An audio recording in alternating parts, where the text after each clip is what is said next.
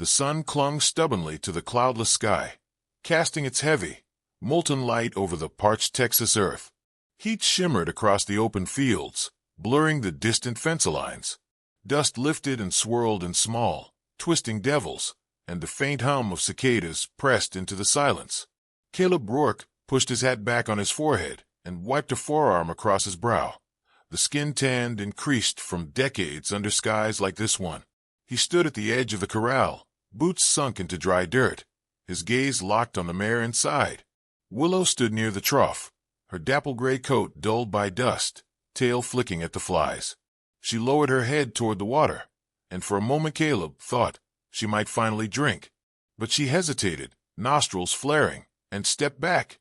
Again, the movement was slow, almost cautious, as if something invisible had pushed her away. Caleb frowned, his jaw tightening. It wasn't the first time. For 3 days now, Willow had barely touched the water. At first, he'd thought it was the heat, or maybe the flies keeping her off balance. But the mare wasn't showing signs of sickness. She grazed lightly, wandered the corral, but avoided the trough as though it carried some private threat only she could sense. Caleb leaned on the rail, watching her with an unease he tried to keep from turning into fear. Willow wasn't just any horse. She had belonged to Mary. He could still see his late wife's hands running along that same gray neck, brushing away the dust with a tenderness that made even the most stubborn animal soften. Mary had called Willow her summer cloud, a piece of calm in the middle of the long, hard seasons. And now the horse that had once followed her voice from across the pasture stood alone, ribs faintly visible, denying herself the one thing she needed most. A truck rumbled up the dirt drive, its sound breaking the stillness. Sammy Torres swung out from the driver's seat, boots crunching against gravel. He was younger than Caleb by 30 years, quick with a smile most days, though today his brow furrowed when he saw the mare. "She still won't drink?" he asked, tugging off his cap. Caleb shook his head. "Not a drop worth mentioning. Water's clean. I hauled it fresh yesterday." He straightened, brushing dust from his jeans. Sammy wandered to the trough, dipping a hand into the water and bringing it to his lips. He took a sip, then spat into the dirt. Nothing wrong with the taste. Maybe she's got something bothering her inside. Could be colic coming on. "She's not colicky," Caleb said, sharper than intended. He tempered his tone. "I've known this horse for years. This is something else." Sammy glanced toward the barn, then back at the corral. "You been hearing anything at night? I swear I heard noises by your place a couple nights back. Not coyotes. Something heavier." Caleb set his hat back on his head, eyes narrowing. Could have been the wind rattling the barn doors. "We had a gust or two." Sammy gave a small shrug. "Could be. Still, animals know things we don't. Maybe she's spooked." That was the thing that troubled Caleb most. Willow wasn't the skittish type. She had stood her ground in thunderstorms, hardly twitching when lightning split the sky. But here she was, avoiding the trough like it held fire. The day wore on with the slow, punishing rhythm of summer. Caleb worked through his chores, repaired a section of fence along the back pasture, and made sure the cattle had shade. But his eyes kept straying toward the corral. Each time, Willow would be standing near the trough, hovering, lowering her head as though she might drink, then pulling away. By the time evening settled in, the air cooled only slightly. The sky streaked in deep reds and golds. Caleb sat on the porch steps, a chipped mug of coffee in his hands though it had long gone cold. Willow was a pale shape in the dim light, her head lowered to the ground. He watched as she wandered toward the trough, pausing like she always did. She leaned forward, muzzle brushing the surface. But instead of drinking she froze, muscles tightening. Her head jerked up. She backed away quickly, ears pinned flat, nostrils wide. Caleb set the mug down on the step beside him and rose slowly, his boots sounding loud in the quiet. He crossed the yard and leaned against the corral fence. Willow had moved to the far corner, watching him now, the whites of her eyes faint in the dusk. He studied the trough, the water still and dark under the fading sky. He'd inspected it before, but tonight there was a heaviness in the air that made the hairs on his arms stand up. He reached in, splashed the water once, and pulled his hand back. Nothing stirred, no movement below the surface. And yet, he couldn't shake the sense that Willow was reacting to something real, not imagined. He glanced back toward the porch. Mary's old rocking chair sat empty, the seat worn smooth, where she used to sit in the evenings, watching the animals with that quiet patience he'd always admired. Animals know things we don't. She had told him once when a stray dog had barked at an empty stretch of road for nearly an hour. Caleb had laughed at the time. Now he wasn't so sure. Willow stamped a hoof, shaking her head. The sound echoed softly in the cooling air. Caleb rubbed the back of his neck, feeling the grit of the day there. Something was wrong. Something he couldn't see. He thought about what Sammy had said, about noises in the night.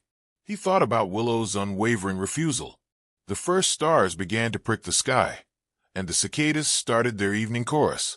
Caleb stood there for a long while, the shadows lengthening between him and the mare. He told himself he'd look into it in the morning, when there was light enough to see what lay under that trough. Tonight, he'd keep watch from the porch. As he walked back across the yard, he could feel Willow's eyes on him. At the steps, he turned once more toward her. She stood in the fading light, still and silent, the trough between them like a line neither of them would cross. Caleb lowered himself into the rocking chair, its old wood groaning under his weight.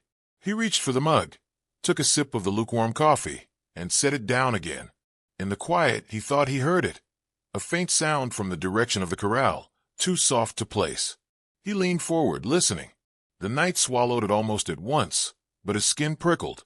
He didn't know yet what he'd find, but the thought settled heavy in his chest.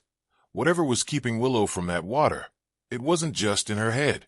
And by morning, he meant to find out. The first light of dawn bled into the horizon, painting the fields in pale gold. Caleb rose before the sun had fully climbed, his boots hitting the floorboards with the quiet certainty of a man who'd decided something in his sleep. The night had been restless, filled with half-heard sounds and the image of Willow's wary eyes. He stepped outside, the air still cool enough to hold a trace of morning dew, and crossed the yard toward the corral. Willow was already awake, standing in the same place she had the night before, as though she hadn't moved.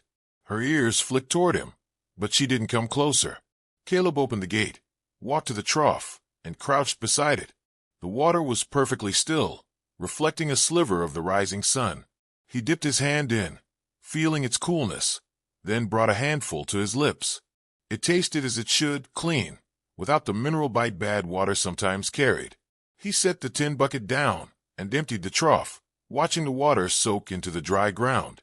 The mare paced a short distance away, her hooves dull against the packed dirt. When the last trickle had drained, Caleb rolled the trough aside, its metal sides groaning. Beneath it, the soil was darker, damp from years of shadow. He leaned forward, resting on one knee. There was a slight depression in the ground, a sag in the earth that didn't look natural.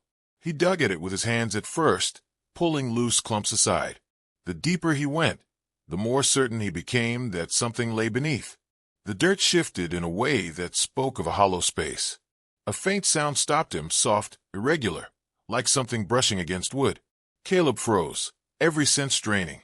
He told himself it was probably an armadillo or some burrowing animal, but the noise didn't match. It was too deliberate, too slow. Footsteps approached from behind, and Sammy's voice broke the quiet. "You're up early for a man who was dead on his feet yesterday." Caleb didn't look back. "Figured I'd settle this mystery before it drives me crazy." Sammy leaned over the fence, his eyes narrowing at the exposed patch of ground. "What did you find?" "Not sure yet. Feels hollow." Caleb reached for the spade propped against the fence and drove it into the soil. With each shovelful, the hollow grew clearer, the earth above it giving way more easily than it should. Sammy vaulted the fence and came to kneel beside him, brushing dirt away from the edges of the depression. "Hear that?" he whispered. They both paused, listening. The sound came again, a scrape, faint but undeniable. Caleb's eyes met Sammy's, the younger man's expression mirroring his own unease. "Could be a coyote den," Sammy offered, though without conviction. "Coyotes don't build under troughs," Caleb said, voice low. The tip of the spade struck something solid with a dull thud. Caleb knelt again, scraping the dirt with his hands until the outline of aged, splintered boards appeared. They were weathered, gray with time. The nails rusted deep into the wood. He brushed more soil away, revealing the full surface, planks laid tightly together, sealing something below. Sammy whistled softly. "You ever build anything out here like this?" "No," Caleb said. "Never saw it before."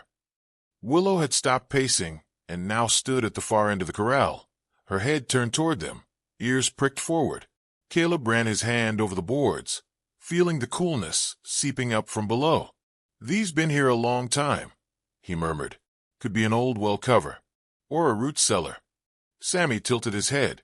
"Or somebody's hiding place." The scrape came again, louder this time, followed by a faint, muffled thud. Caleb felt the air shift, a faint draft seeping up through cracks in the wood. It carried a scent he couldn't quite place, stale, dry, and tinged with something that made his stomach knot. He sat back on his heels. "Hand me the crowbar from the shed." Sammy didn't hesitate.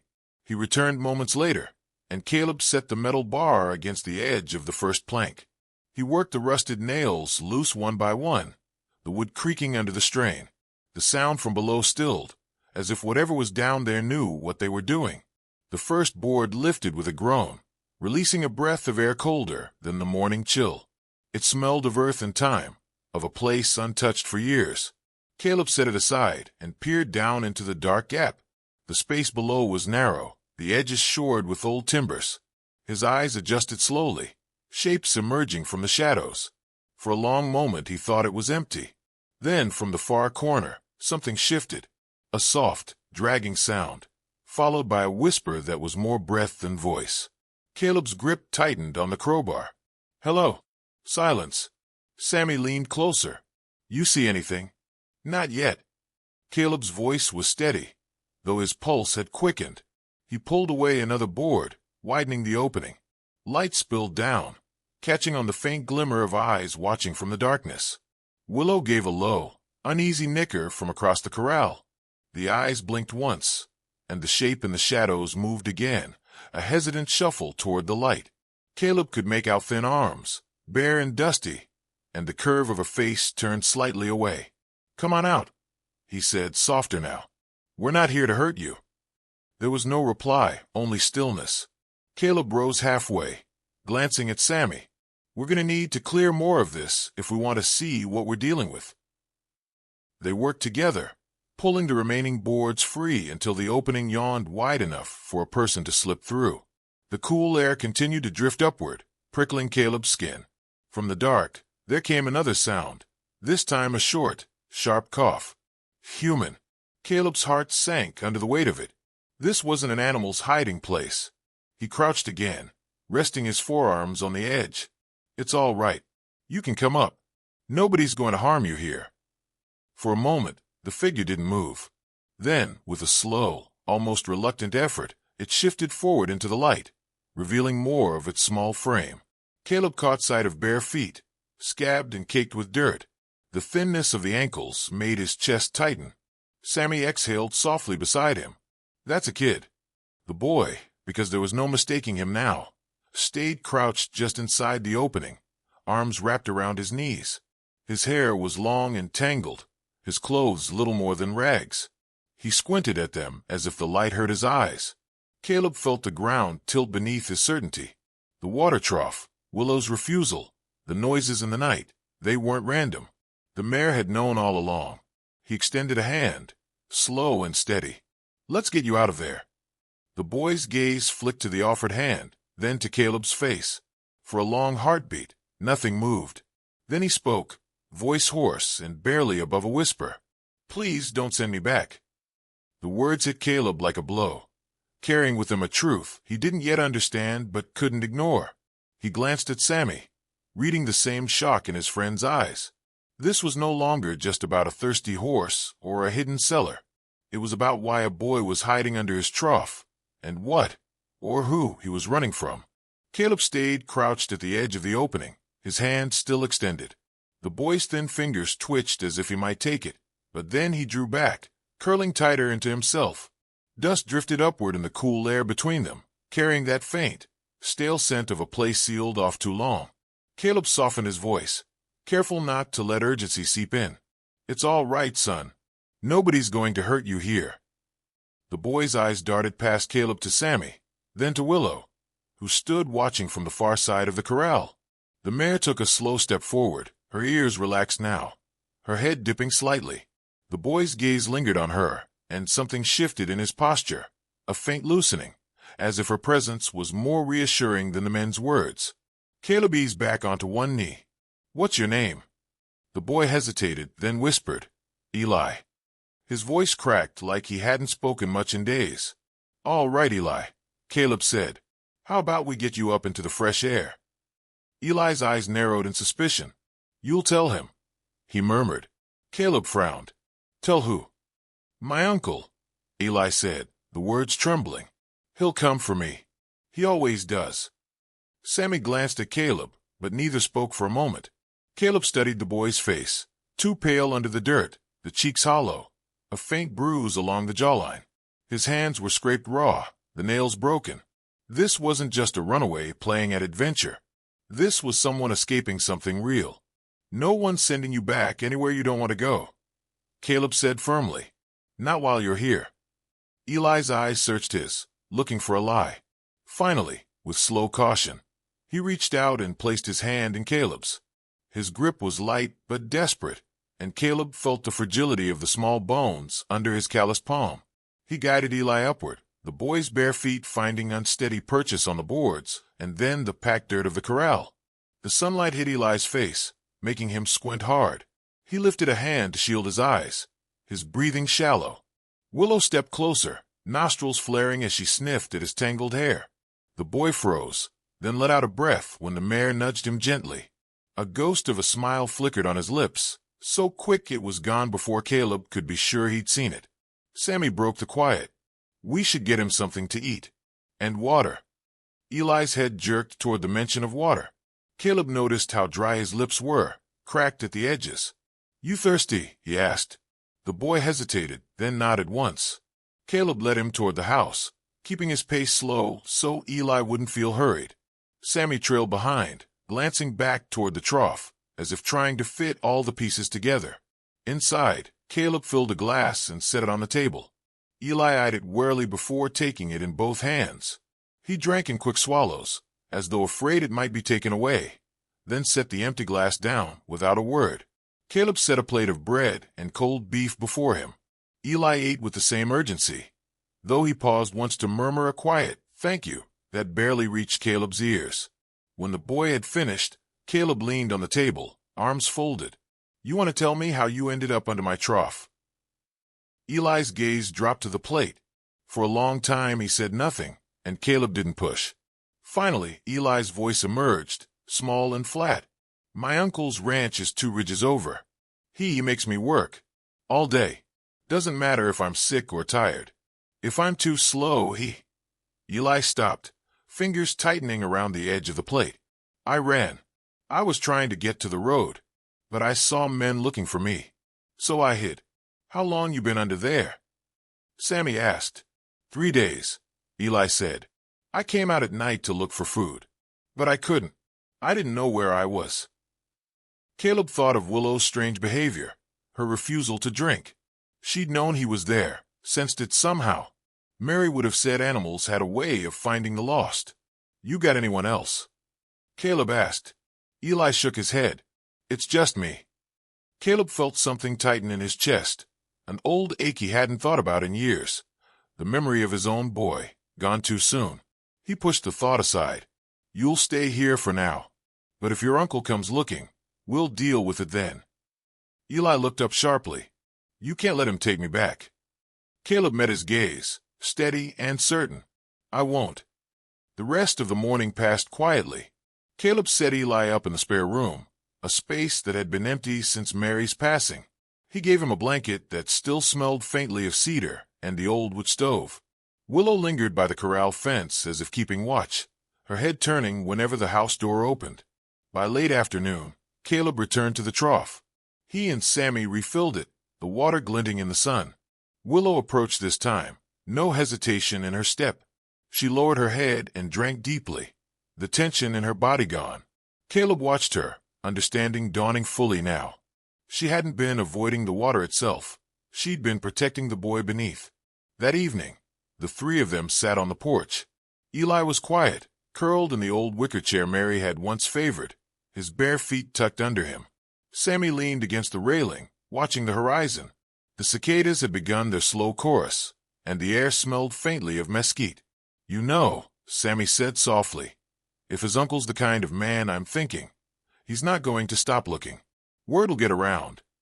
Caleb nodded. "Then we'll be ready."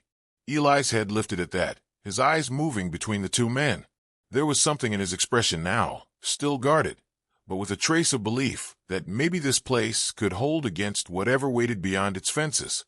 When the last of the light faded and the stars came out, Caleb walked him inside, making sure the door was locked for the night. He stood for a long moment in the hallway afterward, listening to the steady rhythm of the boys breathing through the thin wall. He didn't know how long they had before trouble came, but the decision was already made in his mind. Eli wasn't going back, not to whatever life had driven him to hide in the dirt beneath the horse's trough. In the corral, Willow shifted in the dark, the faint sound of her moving through the still air. Caleb glanced out the window and saw her standing watch again, her shape a pale sentinel under the rising moon. He thought of Mary, of her belief that animals were sometimes the first to see what people refused to. The boy had found his way here for a reason, and come what may, Caleb intended to see him safe. Under the cold silver wash of moonlight, Samuel stood at the edge of the paddock, his hand resting on the top rail as Jasper paced inside. The stallion's restless movements mirrored the tension building inside Samuel's chest. He could feel the weight of tomorrow pressing against his ribs. One final ride, one last test of the bond they had forged through years of storms, dust, and quiet mornings. Jasper's ears flicked forward, catching the faint sound of boots crunching on gravel behind them. Samuel turned, his weathered face softening at the sight of Clara approaching, a lantern swaying gently in her hand. "You should be resting," she said, her voice barely above the whisper of the wind, "and let the night slip away without saying what I need to say." Samuel answered, his gaze returning to Jasper. Clara came closer, the lantern's glow spilling over the lines of Samuel's face. She searched his eyes, sensing the unspoken weight he carried.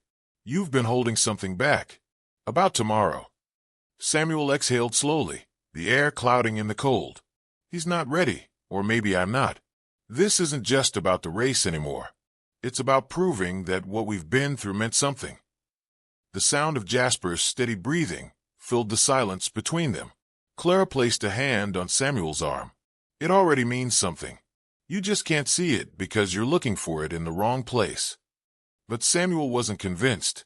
His mind drifted to the rival he would face, Victor Hensley, a younger, stronger man with a horse bred for speed. The kind of man who looked at Samuel's limp and graying hair and saw only weakness. By dawn, the world felt sharper. The scent of damp earth rose from the ground as Samuel saddled Jasper with deliberate care, his hands moving in a rhythm built over decades. Clara stood nearby, her lips pressed together as if holding back 1,000 words. When Samuel finally mounted, the familiar creak of leather and shift of Jasper's weight beneath him brought a fleeting sense of peace. The race ground was already alive when they arrived. The crowd, a mix of ranchers, townsfolk, and wide-eyed children, buzzed with anticipation. Samuel could feel their eyes on him, some filled with doubt, others with quiet respect. Across the field, Victor sat tall on his gleaming black stallion, a smirk tugging at his mouth. "Didn't think you'd show," Victor called, his tone dripping with mockery. Samuel met his gaze evenly. "Some things are worth showing up for." The starter's flag lifted. In that brief stillness, Samuel felt Jasper's muscles coil beneath him, ready to explode forward. The flag dropped, and they surged into motion. Dirt flew in arcs behind them as the thunder of hooves drowned out the roar of the crowd. Victor's stallion leapt ahead in the first stretch, his power undeniable. Samuel kept Jasper steady, resisting the urge to chase too soon. He knew the rhythm of his horse's breath, the exact moment when Jasper's stride would open like a river breaking its banks. Halfway through, the gap began to close. Jasper's hooves struck the ground with fierce precision, his mane whipping Samuel's cheek. The black stallion glanced back in surprise as Jasper drew level, the air between the two horses electric with rivalry. Then it happened. A loose stone on the curve sent Jasper's front hoof slipping just enough to break his rhythm. Samuel's heart lurched as they stumbled, the finish line still a long stretch ahead. Victor surged forward, seizing the advantage, but Samuel leaned low, his voice firm and steady in Jasper's ear. "We've come too far to stop now, boy." Something shifted. Jasper's stride lengthened again, his body driving forward with a surge Samuel hadn't felt in years.